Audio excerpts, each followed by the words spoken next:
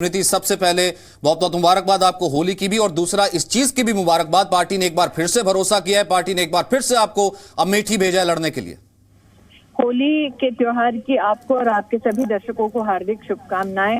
मेरे लिए बहुत बड़े सम्मान और गर्व की बात है कि मेरी पार्टी ने मुझ पर इतना विश्वास जताया है कि अमेठी से भारतीय जनता पार्टी का प्रतिनिधित्व करने का मौका उन्होंने मुझे दिया।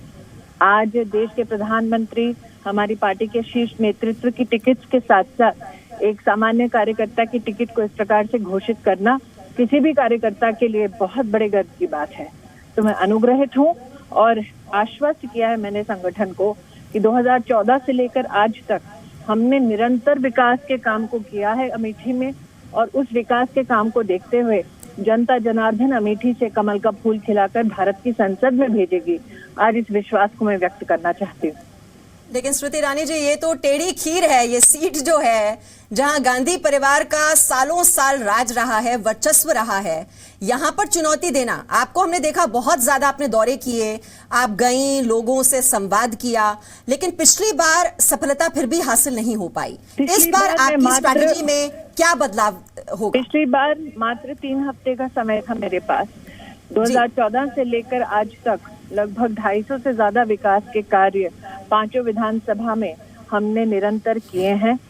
तत्पश्चात हमने ये भी देखा कि उत्तर प्रदेश का जो विधानसभा का चुनाव था उसमें भी 5 विधानसभाओं में से 4 भारतीय जनता पार्टी को प्राप्त हुई, और 5वीं पर भी कांग्रेस को शिकस्त, कांग्रेस को हार मिली।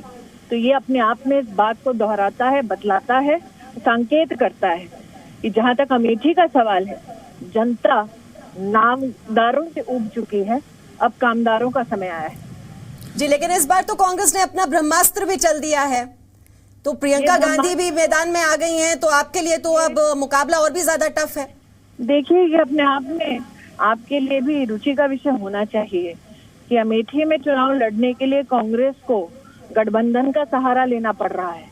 इसका मतलब ये है कि राहुल गांधी ये स्वीकार करते हैं, कांग्रेस पार्टी ये स्वीकार करती है कि अपने दमखम पर कांग्रेस पार्टी जीतना मेरे हिसाब से उनके लिए जीतना मुश्किल है।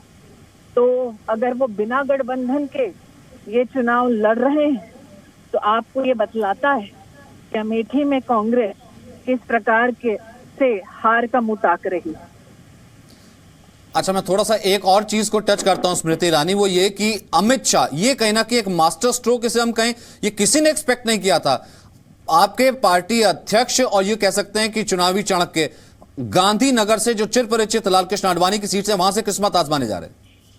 भारतीय जनता पार्टी के राष्ट्रीय अध्यक्ष वर्षों से गुजरात की विधानसभा में एक प्रतिनिधि के नाते, एक विधायक के नाते सेवा दे रहे हैं।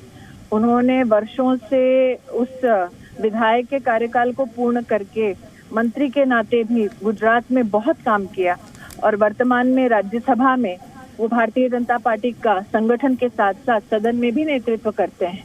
तो गुजरात के कार्यकर्ताओं के लिए, देश भर के संगठन के कार्यकर्ताओं के लिए यह हर्ष का विषय है कि हमारे राष्ट्रीय अध्यक्ष भी लोकसभा का चुनाव लड़ रहे हैं। जी, बहुत बहुत शुक्रिया स्मृति ईरानी जी हमसे बात करने के लिए।